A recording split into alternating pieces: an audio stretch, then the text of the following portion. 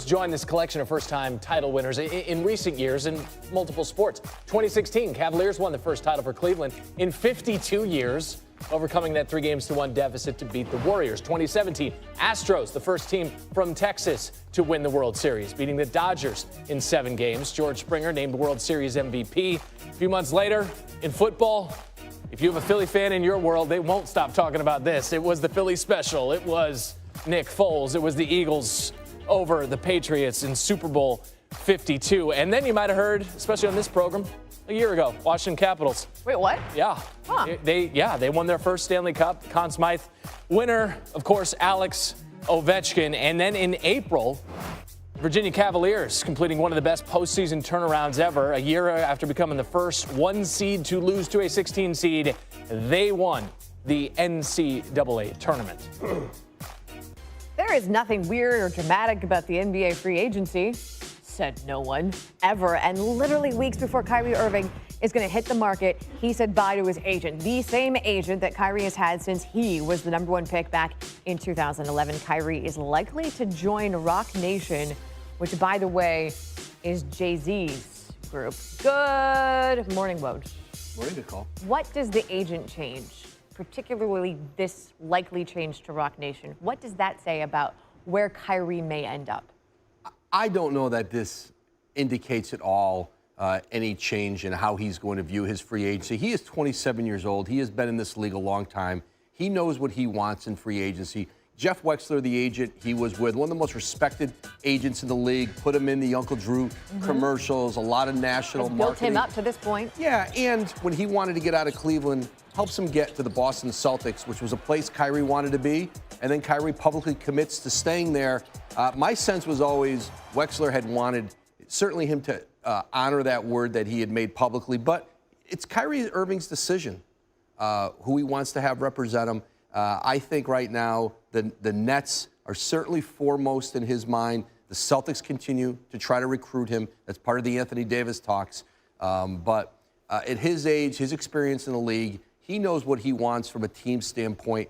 I don't think that's dictated to by an agent. Kevin Durant certainly knows what he wants, and it is not what he's got right now. Durant announced his own injury yesterday on Instagram. It is a ruptured Achilles, and he had surgery yesterday. The free agent picture changed drastically the second Durant went down. How is this now already playing out? Well, two things.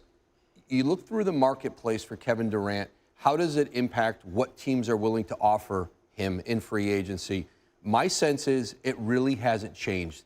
That the same teams who are going to recruit Kevin Durant, including the Golden State Warriors to stay, that they understand next year is essentially a red shirt, and you'd be paying Kevin Durant on a long-term deal, but you're hopefully going to get the 3 years after that or the 4 years after it if you stay in Golden State. They can do a 5-year deal.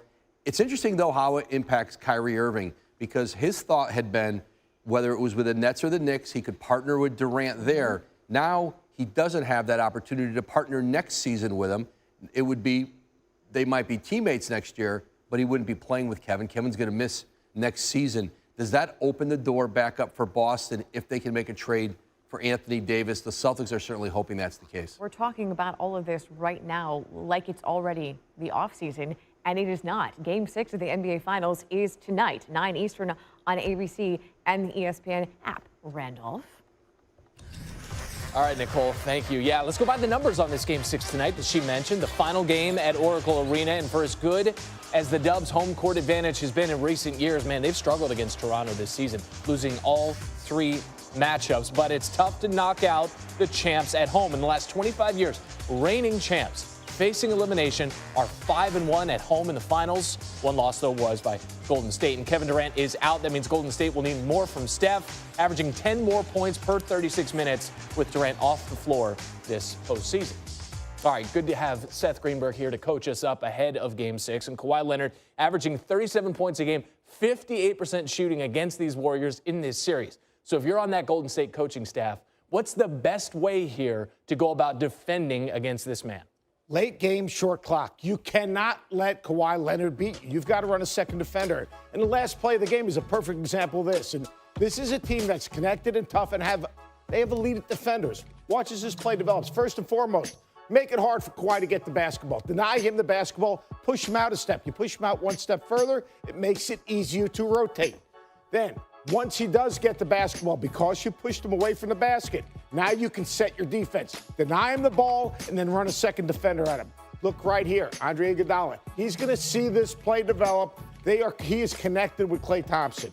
As this play develops, Iguodala, he's talking, great communication. You've got to take away the ball side corner, guys. That's an open three. So what happens right here? Here comes the double team. But watch right here. Watch Draymond Green. Draymond Green makes this play because when the ball gets reversed, you got it out of Kawhi's hands. Notice Draymond Green is above right there, Gasol. Gasol cannot screen him. Now on the pass, watch the last part of this play. You say, what? All of a sudden, Kyle Lowry hit the side of the backboard. Why? Because Draymond Green ran at his shooting hand and contested the shot.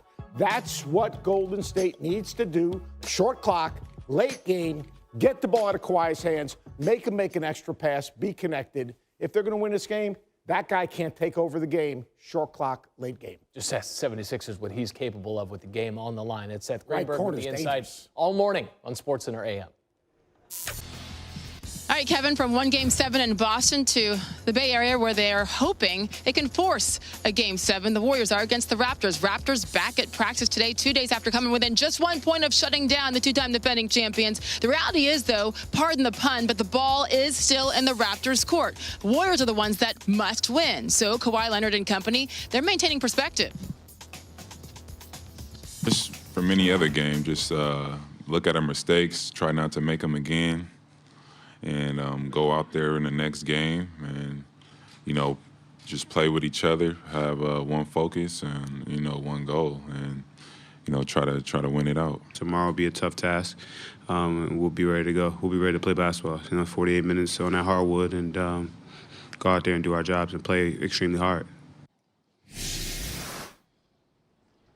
Sports on the Road continues now live from the Bay Area, and Michael Wilbon from PTI joins me now live from downtown San Francisco. And Michael, this Raptors team, they know, frankly, that they let one get away, and that can, as we've seen in the past, that can be really difficult to overcome and try to move on from. What is the biggest thing they need to overcome tomorrow night when they hit the court? What's the most important thing? Well, Sage, I don't think they'll have the same set of conditions, and the primary condition being they seem to think, at least some members of the team, that they had a little cushion, and they played like they thought they had some cushion, up 3-1. And, as we often know from players who have been through this over the years and former players, they were telling members of the Raptors, you can't do that. You've got to play as if this is your own Game 7 at home. They didn't do that, at least not until late in the game in the fourth quarter. So they won't have that set of conditions. Now, on the road, up 3-2, I don't think they're going to approach this like they have a cushion, because they don't. Even though this is technically not a must-win game for the Raptors in the pursuit of a championship. But I think we'll see a much more urgent sort of attitude and performance out of Toronto earlier in that game instead of sort of waiting until the fourth quarter as they did in Game 5. A win would be so impressive for obvious reasons, but if they bring down the champs by beating them 4 times in one season at Oracle, it'll be the first time that's happened. Nobody had done that 3 times, except the Warriors came in, the Raptors came in and did just that the other night. Okay, we were sitting together in Toronto, Michael, for Game 5 when Kevin Durant went down, and I mean, again, this is media.